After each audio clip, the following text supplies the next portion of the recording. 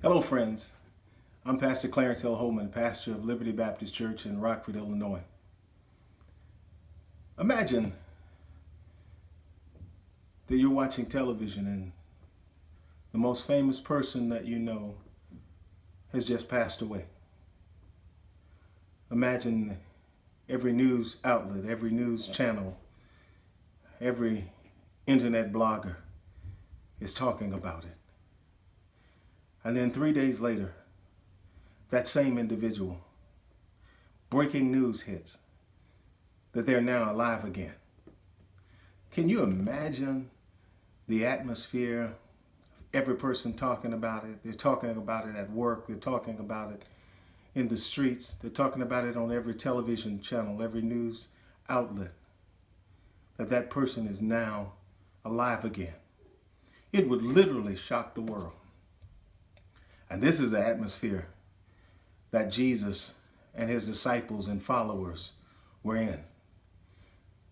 The resurrection of Jesus Christ is one of the greatest moments of the church. In fact, if you aren't in awe of the resurrection of Jesus as a historical event, you'll really only see it and view it as a fairy tale. The resurrection is scientifically impossible, but historically true. The resurrection is history making, it's earth shaking, life changing, eternity transforming. That's what the resurrection is. When I read Luke chapter 24, verses 13 through verse 24, Jesus' resurrection changes our conversation. Remember the two disciples that were on the road of Emmaus, and as they were walking, Jesus comes up beside them in a Paraclesian moment. As he walks alongside of them, Jesus began to ask them, "What are you talking about?" The disciples said, "You must be the only person around here that doesn't know that Jesus has died." They didn't recognize who Jesus was, and he did not reveal to them who he was. So he walked alongside of them as their heads were hung down and they were depressed and saddened. And they said to themselves, "We thought he was the Messiah. He was a prophet, but we thought he was the one that came to change the whole world." Jesus listened for a moment, and then in a regular custom style of Jesus, he begins to teach them. And he taught them all the way just before they got to their village. Night was about to fall, and they asked Jesus to come in and break bread with them. He did. He came in and he broke bread, and as quick as he broke bread and gave it to them, the Bible said that he disappeared. That's just like Jesus. He shows up and he fixes what is wrong and error in our lives. He changes our conversation. But not only did the resurrection of Jesus change our conversation, but it changed our worship. Because Luke says, and he records, that after the resurrection, many followers of Jesus, when they saw it, they worshiped him. They worshiped him because they understood that he had now conquered death, hell, and the grave.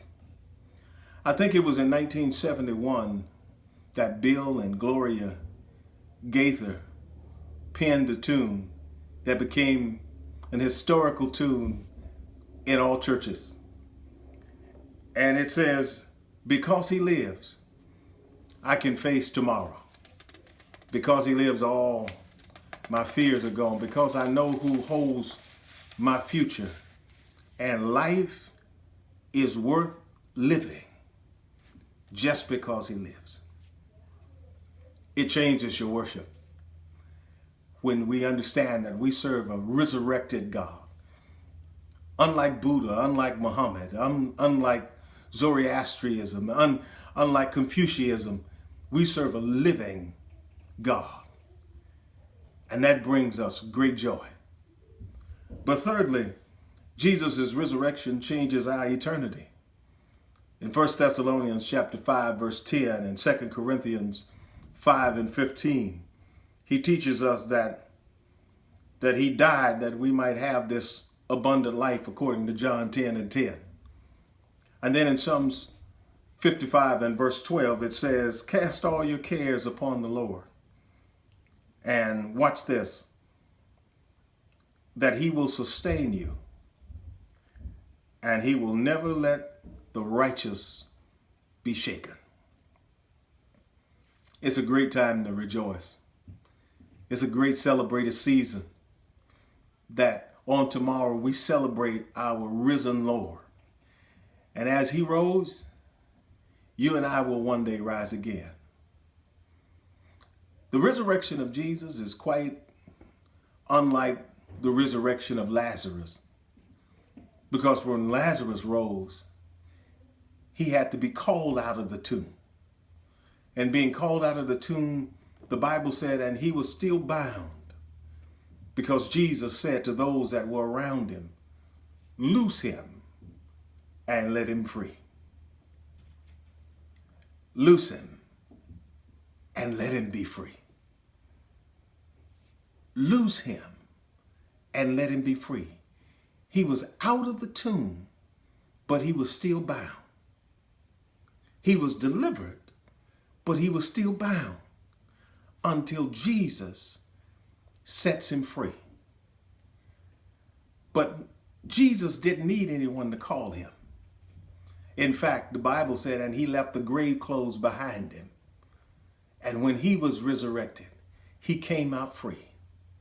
And then he turns and says to us, he that the Lord sets free is free indeed. We're not like Lazarus. We're not bound. But we're like Jesus because he sets us free. Worship tomorrow. Praise the Lord for all of his goodness, but thank him for the resurrection. I'm Pastor Clarence Holman, pastor of Liberty Baptist Church, Rockford, Illinois. And those are my thoughts. God bless you. God keep you. Have a blessed day.